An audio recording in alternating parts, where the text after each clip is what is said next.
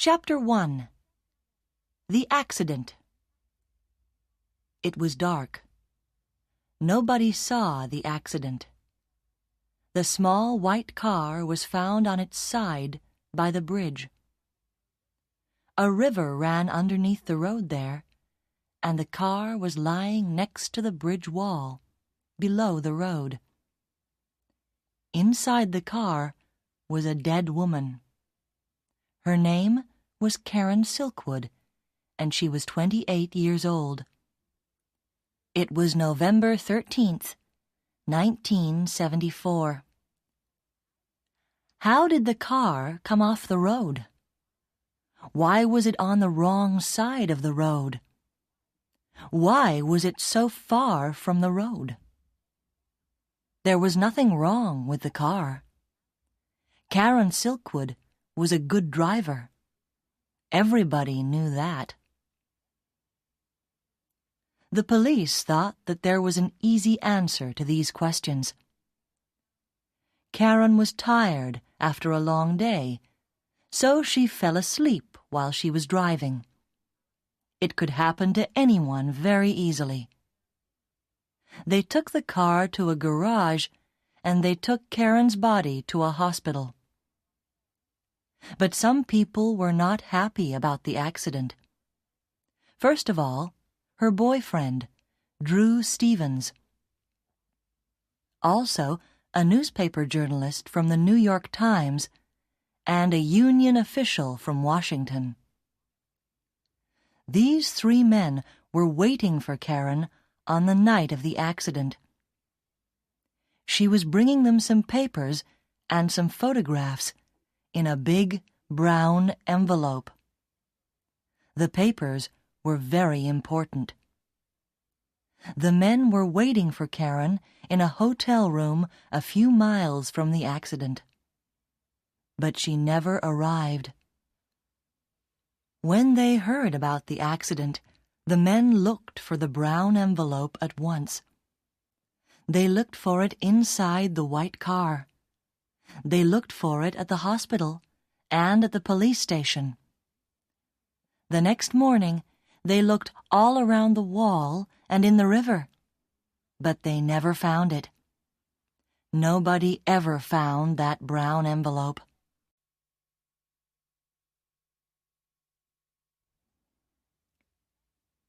Chapter 2. The New Job.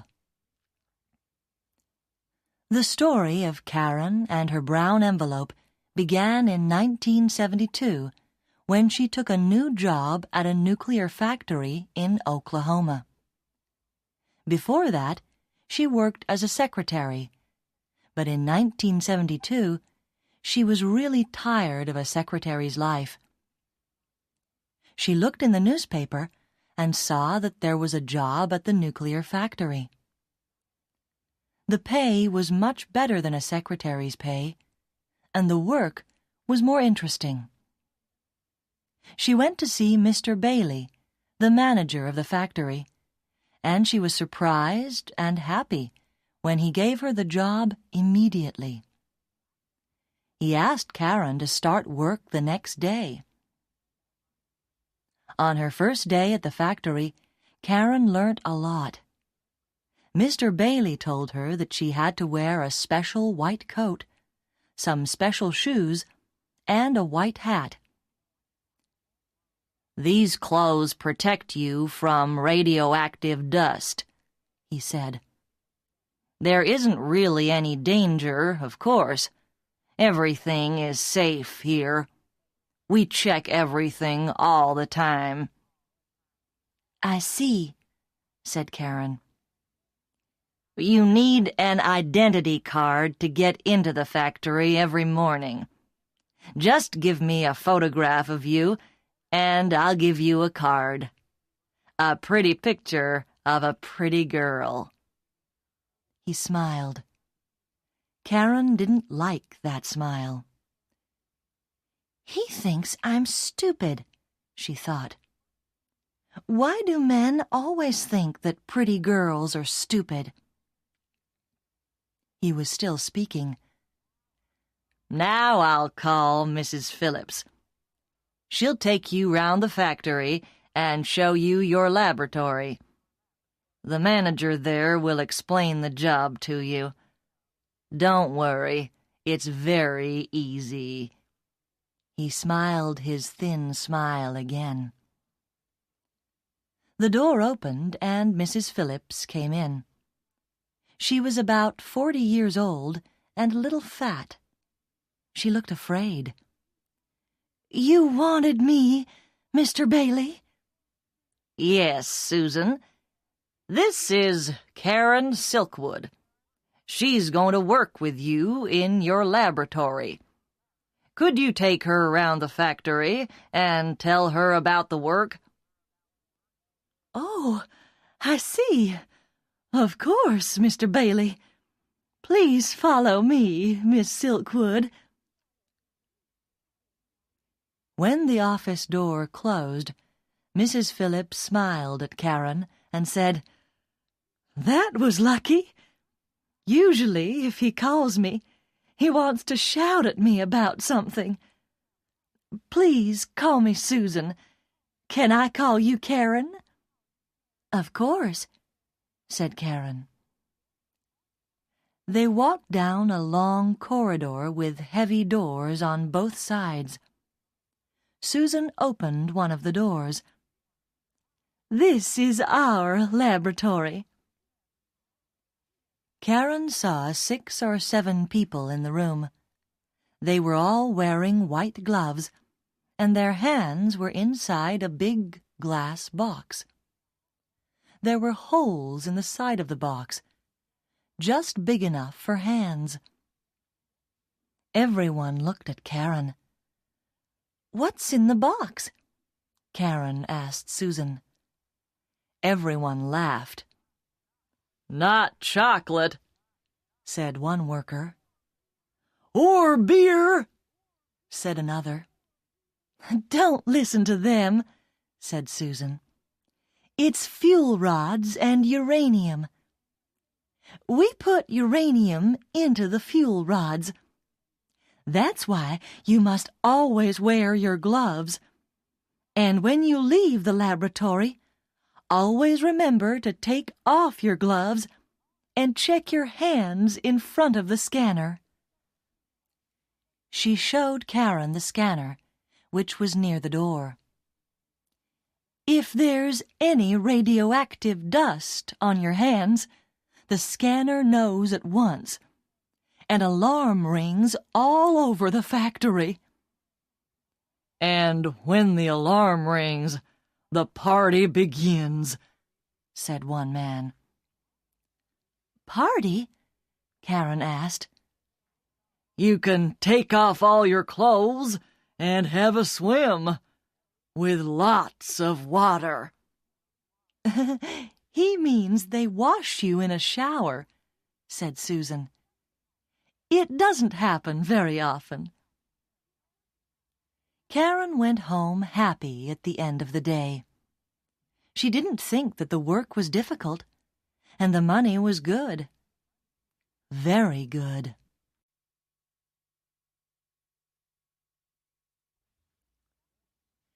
Chapter 3. Karen and Drew. At first, Karen liked her new job.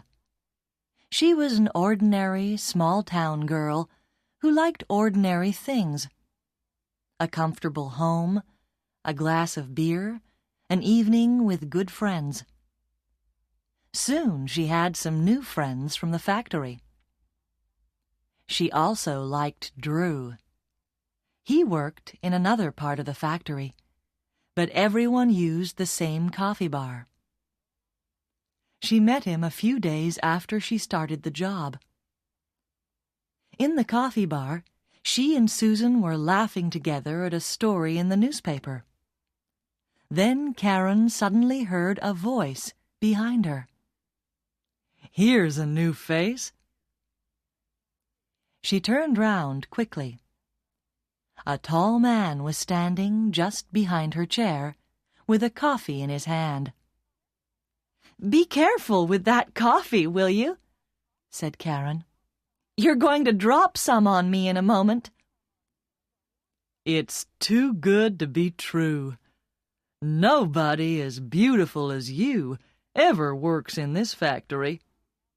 What about having a pizza with me tonight after work?" Karen wasn't sure what to say. He looked nice, but she didn't know anything about him. Susan understood what Karen was thinking. "Don't worry, dear. It's only Drew. He's big and he doesn't talk much, but he's not dangerous." Drew laughed. "Thanks, Susan. I'll buy you a coffee every day this week for that." He turned to Karen.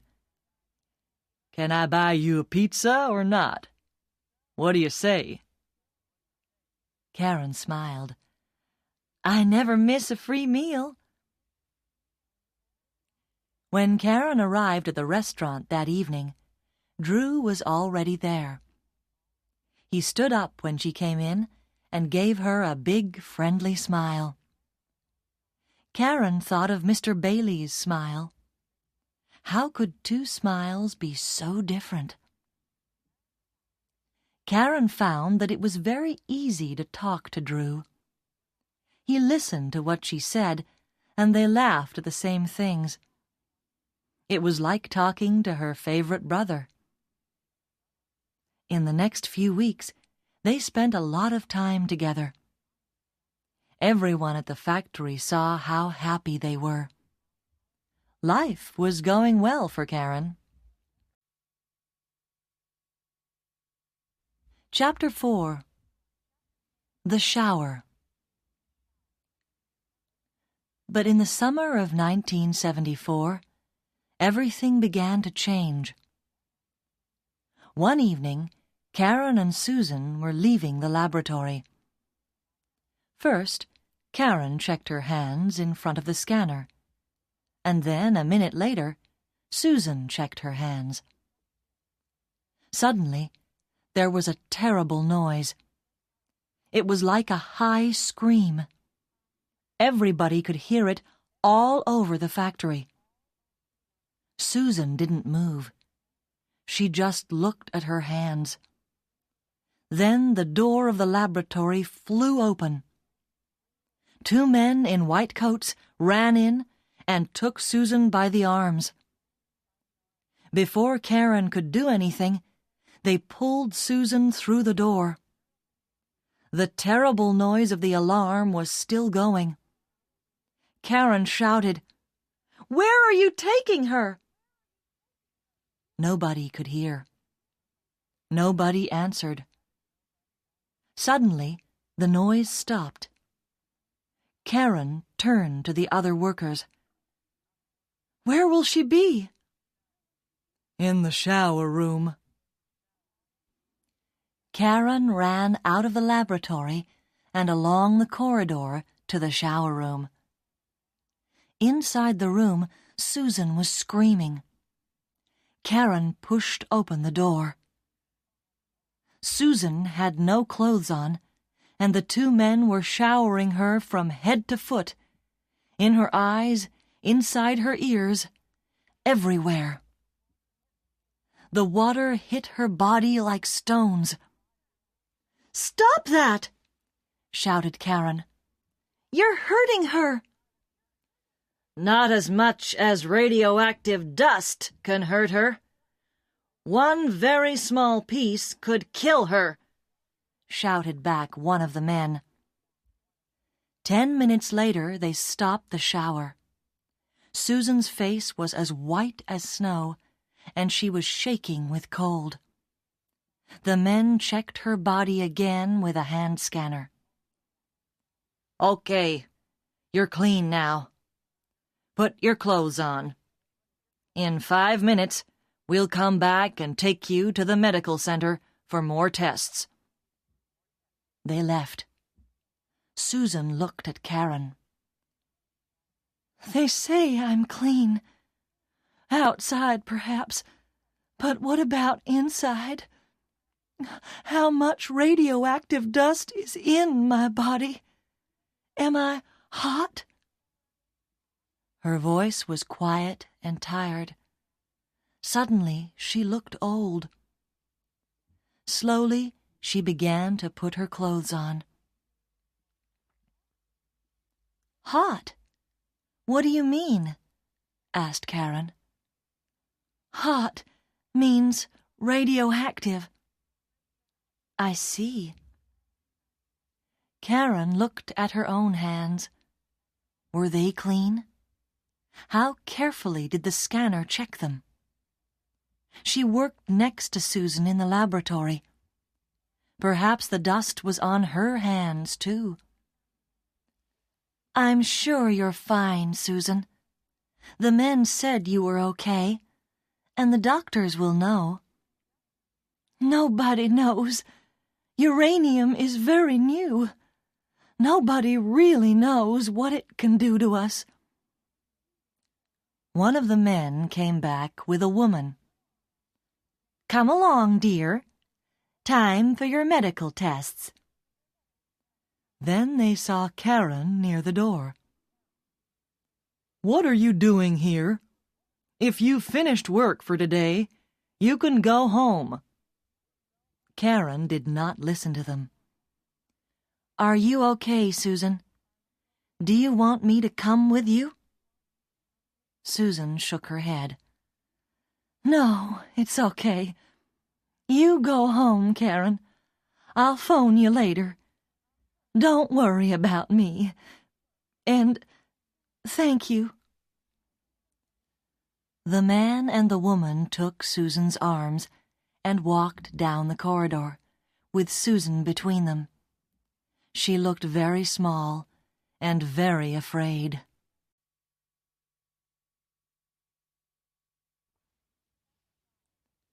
Chapter 5. The New Union Official. After the shower, Susan was a different person. She was quiet and didn't laugh very often. One evening, a few months after the shower, Karen met Susan in a bar for a drink after work. "You know, Karen, we really must leave the factory. It's very dangerous. How many times do we hear the alarm now? More and more often. And every time we hear it, we know that someone is in danger." "How does it happen? I don't understand it," said Karen. "It's because the factory is working 24 hours a day. The safety people can't do their job well. They have to check everything carefully every day. But when can they do it? When we finish, there are the people who come in to work at night. The managers don't care about the danger. They only care about the money. And you know, Karen, I'm just the same. I also have to think only of money. I have 3 children, and my husband is dead. I need the money from the factory. It's more than I can get from any other job in Oklahoma. 3 children are expensive. Very expensive." "Of course," answered Karen. "I understand. Drew and I have talked about this. He's thinking about leaving, too." "It's okay for a young man, strong like Drew. He can get many other jobs. You could leave too, Karen. Why don't you?" "Because I've decided to change things here. I like the job, and I like the people who work here. The money is good. We just need to improve safety. That's all. Surely that's not difficult. We have to talk to the managers and tell them it's important. Do you know Bob in Laboratory 16? Well, don't laugh. but he's asked me to be on the union committee, and I'm gonna try it." "But, Karen, you can't. You're a woman. "There are no women on the committee. The men won't vote for you," said Susan. "Perhaps not," replied Karen. "But what about you? Will you vote for me? Do you know how many women work for this factory? Hundreds. And why won't the men vote for me? Perhaps I'm the first woman who has asked for their vote." Susan smiled. "Well—" But she couldn't find a good answer to Karen's question. A week later, when the workers had to vote for the new committee, most of the women voted for Karen, and a lot of the men voted for her too. They saw that she really wanted to change things at the factory, and everyone agreed with her that safety was very important. So Karen was now an official on the factory's union committee.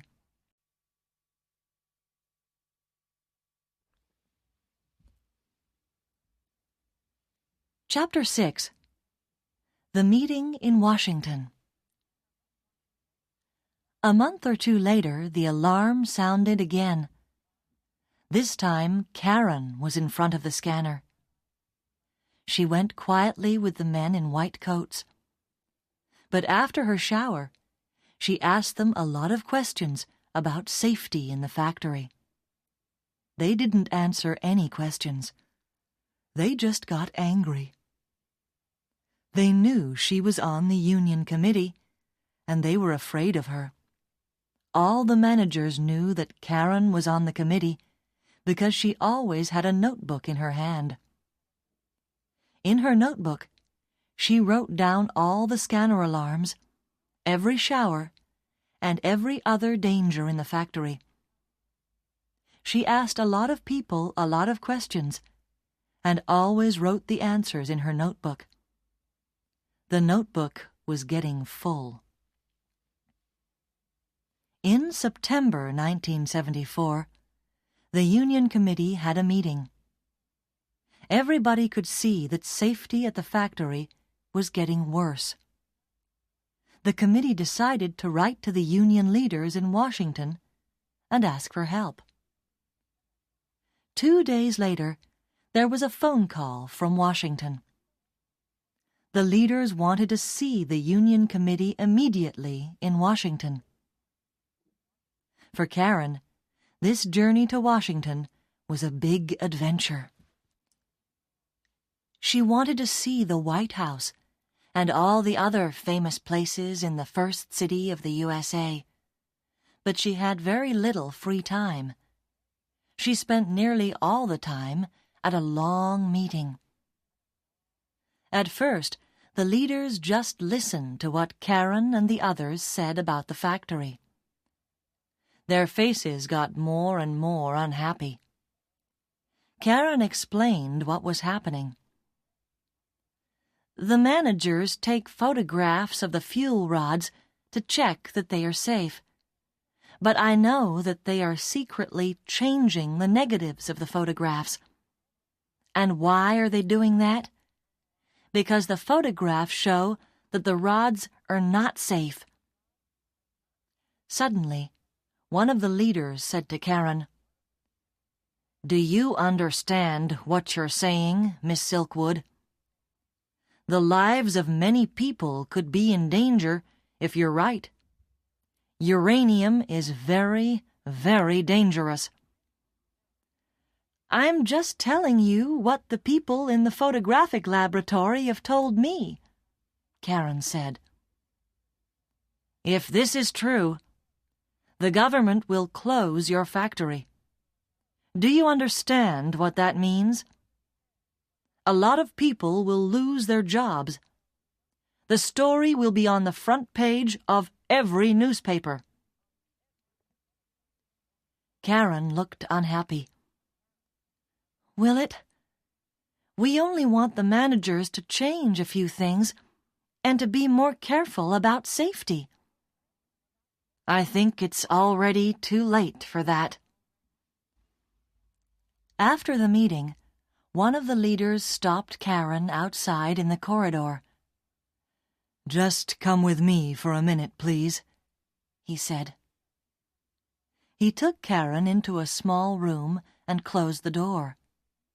He didn't want anybody to hear them. "Karen, we need proof about these negatives. Without proof, nobody will believe our story. Can you get some for us?" "What proof do you need?" "Someone will have to go into the photographic laboratory and steal some negatives. We need the negatives both before they change them and after they change them. Do you know where they keep the negatives?" "Yes, I know," said Karen quietly. "But it will be very difficult. I don't work in the photographic laboratory. If one of the managers sees me there, how can I explain what I'm doing?" "I don't know, but you'll have to think of something. We can't help you if you haven't any proof." They were both silent for a minute. Karen looked out of the window. It was a lovely evening. She thought of Mr. Bailey's cold smile and Susan's screams in the shower. "I'll do it," she said. "Good girl. It will be very dangerous. Nobody must know what you're doing. Not your friends on the committee. Nobody. I'll be the only person who knows. I'll phone you once a week, and you can tell me how you're getting on." "Nobody? Can't I tell my boyfriend, Drew?" asked Karen. "No. It could be dangerous for anybody who knows." "I see. Okay. I'll do what I can," said Karen slowly. "Be very, very careful. You're a brave girl. I'd like to thank you for agreeing to do this." Karen stood up. Outside the window, the sun was still shining, but she felt cold and lonely. "Can I phone you if I need to speak to someone?" "Of course. Any time, day or night. This is my card with my name and phone number." Karen took his card. She saw that his name was Pete. She looked at him once more, and then she left the room. Chapter 7. The Brown Envelope. When she arrived back from Washington, Drew was waiting at the airport. "Did you have a good time?" "Not really. Things are worse at the factory than we thought. The union leaders are going to send some doctors to the factory to talk to everyone about the dangers of uranium." "Poor Karen. You look very tired. Let's go home, have a beer, and listen to some music. Forget the factory for one evening." Karen looked at Drew's kind, strong face. She wanted so much to tell him, but no, she mustn't tell anybody. She tried to smile. "Okay, what about a pizza at our favorite restaurant?" she said. During the month of October 1974, Karen told nobody about her secret, but she felt very lonely. She began to work at nights because there were fewer people working in the factory then, and so it was easier to get into the photographic laboratory. Very slowly and carefully, she began stealing negatives. She put the negatives in a brown envelope and put the envelope in a secret hole in the wall of her house. Nobody knew it was there. In the daytime, when she was not at work, it was difficult to sleep. She was afraid all the time. She often felt that people were watching her. Soon, some doctors came from Washington and spoke to the workers. After that, everyone tried to help Karen. They were really afraid when they heard about the dangers of uranium. Soon, Karen had to begin a new notebook. Everywhere she went in the factory, the notebook went with her. The managers watched Karen, and they watched her notebook. One day, she left it on a table in the coffee bar for 2 minutes while she went to get some sugar. A manager tried to take it, but the other workers stopped him. "What are you doing? That's Karen's book." The manager's face turned red, and he put the book down.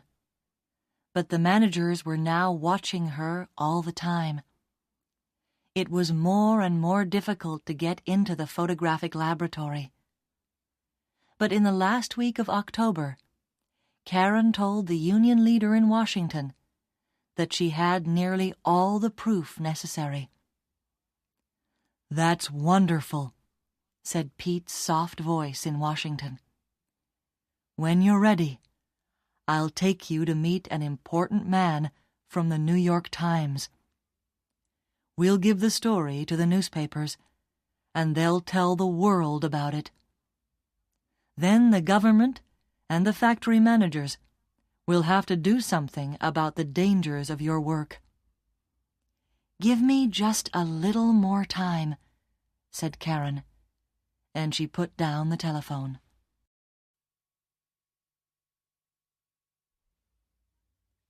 Chapter 8. A Hot Home. At the beginning of November, Karen was ready for the meeting with the New York Times journalist. The brown envelope was full. Then Drew decided to leave his job at the factory. He told Karen that the work was too dangerous. He wanted Karen to leave, too. "Not yet," Karen said. She wanted to stay until the meeting with the New York Times. She knew she would have to leave the factory after that. But how could she explain to Drew? Karen was now working during the daytime again, and on the evening of November 6th, she passed the scanner on her way out of the laboratory. Suddenly, the alarm sounded. She had to have another shower. After the shower, she went home, very tired and unhappy. After she arrived home, she went to the bathroom for a quick wash, and then she went to the kitchen to make a sandwich for the next morning at the factory. Then she went to bed. The next morning, November 7th, she got up and went to work. She was still tired, and she forgot to take her sandwich out of the fridge. On the way into her laboratory, she passed the scanner. Immediately, the alarm sounded. Everyone stopped what they were doing. The alarm never went off when people arrived, only when they left. Everyone looked at Karen. "Perhaps the scanner's wrong," said Susan. But the men in white arrived and began to pull Karen out of the room. "No, please, not again. All my body hurts from the shower last night." But nobody listened. They showered her again. But after the shower, she didn't pass the usual scanner test. There was still something radioactive in her body. "What does it mean?" asked Karen. Nobody answered. A doctor arrived and checked the test again. He shook his head. "Where were you last night?" he asked. "Here," said Karen. "I was working late." "Where did you go after work?" "Home, of course. I was tired, so I went to bed." "Are you sure?" "Sure? Of course I'm sure." "Did you see anyone?" "Only the other girl in my house, Paula. I just said good night to her. She was already in bed." "Okay, let's go," said one of the men in white. "Where?" "What's your address?" 26 3rd Avenue West. Why?" "Get in the car. Don't ask stupid questions. We don't answer questions from thieves." "Thieves? What have I stolen?" "Get into the car." Someone pushed Karen into a big white car. It was full of more men in white. They were all wearing the special white clothes and hats to protect their faces and bodies, and they were all holding scanners. They drove to Karen's home and opened the door with Karen's key. "Stay in the car!" one of the men in white shouted at Karen. But Karen didn't listen to him. She followed them to the house and looked through the windows. The men went all round the house with the scanners, and everywhere was radioactive. The kitchen, the bedroom, the bathroom. The kitchen was very hot, and when the men opened the fridge, the noise from the scanners was very loud. The men followed the noise to the sandwich. "I suppose she made this last night," said one of the men. "Stupid girl. She's lucky that nobody has eaten it." They put the sandwich carefully into a bag. That was only the beginning.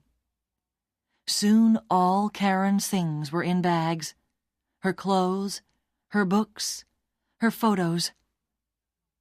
When they took her photo of Drew, Karen couldn't stay quiet any longer. "What are you doing? It's just a photo." "Be quiet," they told her. "Don't you understand anything? Your house is very radioactive. The walls are hot, too. We can't leave anything in the house. It's not safe. Think of the people next door. Now we're going to lock the house, and nobody must go in again. Phone your friend Paula and tell her to find somewhere to sleep tonight. Don't tell her too much. Nobody must know what's happened here. People won't understand, and they'll begin to worry and get afraid. That's not good for the factory." "The factory? Who cares about the factory? What about me?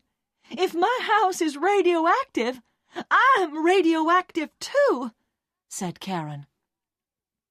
"Why didn't you think of that before you stole the uranium? Go to your boyfriend's house.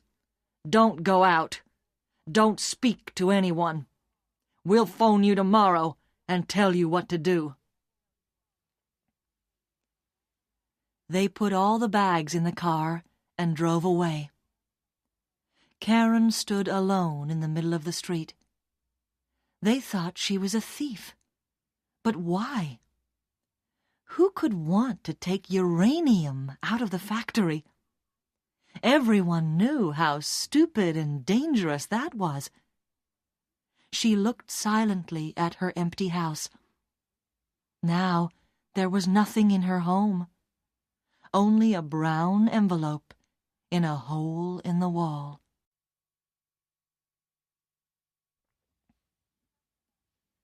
Chapter 9. Where to go? Karen tried to think. She was hot. Perhaps she was dying. She was dangerous to other people. Dangerous to Drew. She couldn't phone him. She was alone. She forgot about Pete in Washington. She sat down on the ground and cried. She wanted to die quickly. 3 hours later, Drew found her there. She was still sitting on the ground. Her face was white and empty. She didn't look up when he walked across to her. "Karen, my Karen, come with me at once. Someone from the factory phoned me. I know everything. Karen, look at me." "Don't come near me. I'm dangerous to you." "Don't be stupid. I talked to the doctor at the factory. He says you're not dangerous to anyone. You've had a shower, so your body's not radioactive now." Karen looked up into his face. "And you believe him?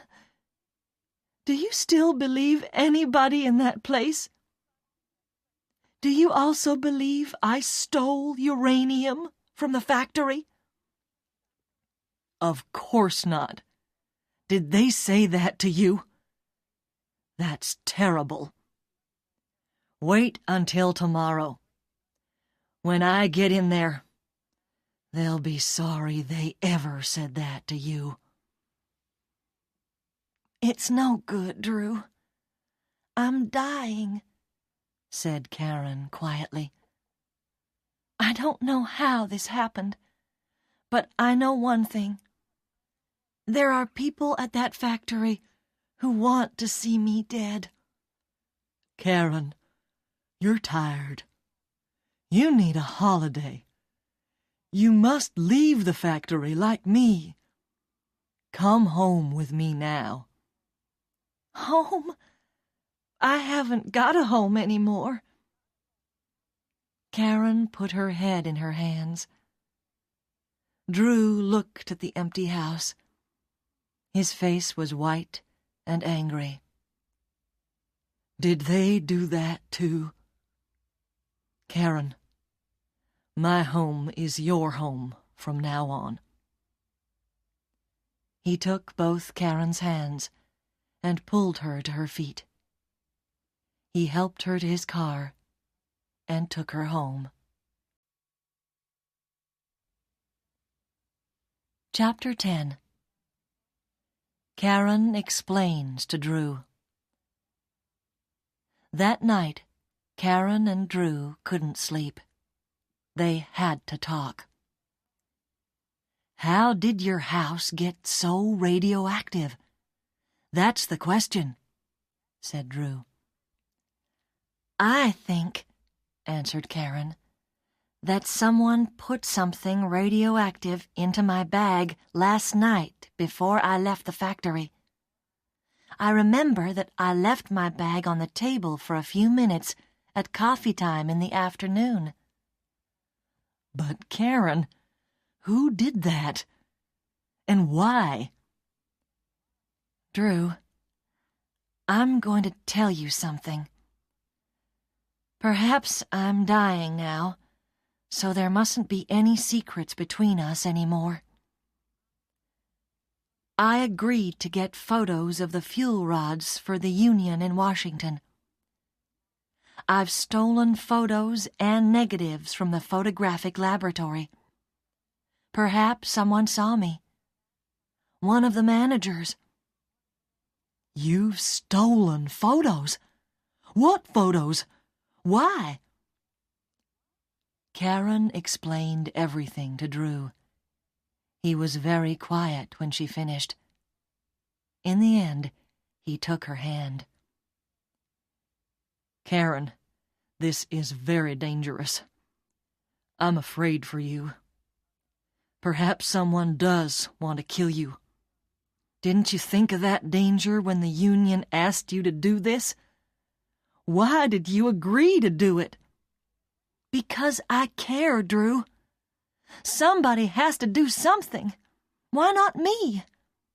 I care about you, about Susan, about everyone who has ever worked at that factory. If the danger from radioactive dust doesn't stop, perhaps we'll all die. Don't you understand that? Yes, I understand, said Drew quietly. But I also understand that you're doing a difficult and dangerous job alone. You mustn't work alone anymore. I'll be with you all the time. Nobody is going to hurt you again. Karen smiled. I was right to tell you. I need a friend, and you are the best friend that I have.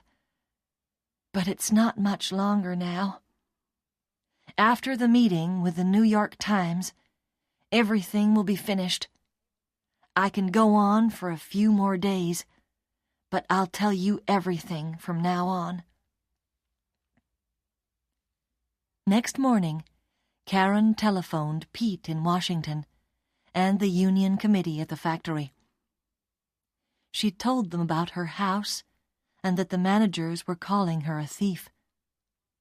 From Washington, Pete's voice sounded angry and worried. The factory's managers are trying to sack you. Say nothing. Do nothing. We'll speak to them and tell them that we know what's happened to you. You must have medical tests, and we'll tell them that.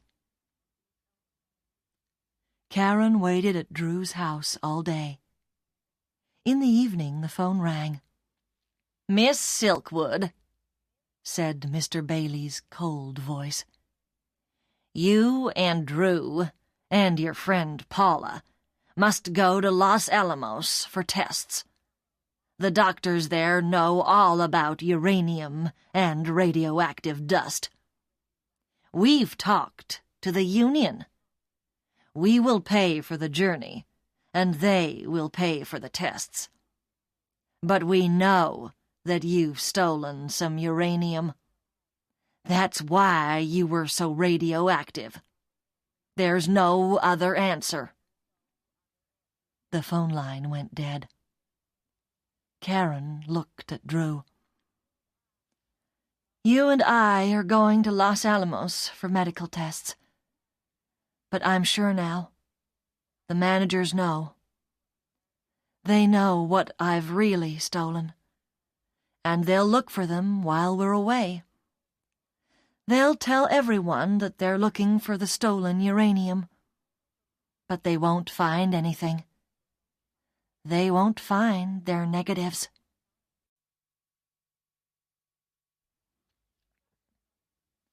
Chapter 11. The Night Drive. Karen, Paula, and Drew went to Los Alamos and had the tests. The doctor said that Karen's body was still a little radioactive, but Drew and Paula were all right. It was very good news. They told Karen that she was in no danger now, but they also explained that they didn't know about the future. It will be a few years, they said, before we know that you're really all right. High in the mountains around Los Alamos, Paula, Drew, and Karen had a party in a little restaurant. Karen felt years younger. She was not going to die. She and Drew still had a future together. They all danced until midnight. The next day they took the plane back to Oklahoma City. Karen had to go back because that evening there was a union meeting at the factory, and after that, her meeting with Pete and the journalist from the New York Times. It was an important day for her. They arrived at the airport in the morning. Early in the evening, Karen drove to her house. She went alone because Drew was working. She used her key and went quietly into the house. She was only inside the house for 3 minutes, and then she left immediately and went to the union meeting at the factory. That night at the meeting, Karen had a big brown envelope in her bag. The envelope was too big for the bag, so everyone could see it. All the workers were very happy to hear that Karen was all right. They were afraid that she was very ill. So when they saw her looking happy and well, everyone felt better. "She looks as happy as she did a year ago," thought Susan. "A pretty, happy girl who likes a good time and a good laugh." After the meeting, a lot of people wanted to talk to Karen and ask her about the last few days. "I'm sorry," she said. "I can't talk to you now. I have to go to another meeting." "With your good-looking Drew?" asked someone with a friendly laugh. "Yes," said Karen, "with Drew and 1 or 2 other people." She smiled. "Can I take you in my car?" asked her friend Bob. "No, thanks," said Karen. "I've got my car here." It was dark when Karen left the factory. She smiled at all her friends, got into her small white car, and drove away. Karen never arrived at her meeting with Drew, Pete, and the journalist from the New York Times. On the road to the meeting, a few miles from the nuclear factory, she had an accident by a wall near a river. It was November 13th, 1974. Nobody ever found the brown envelope.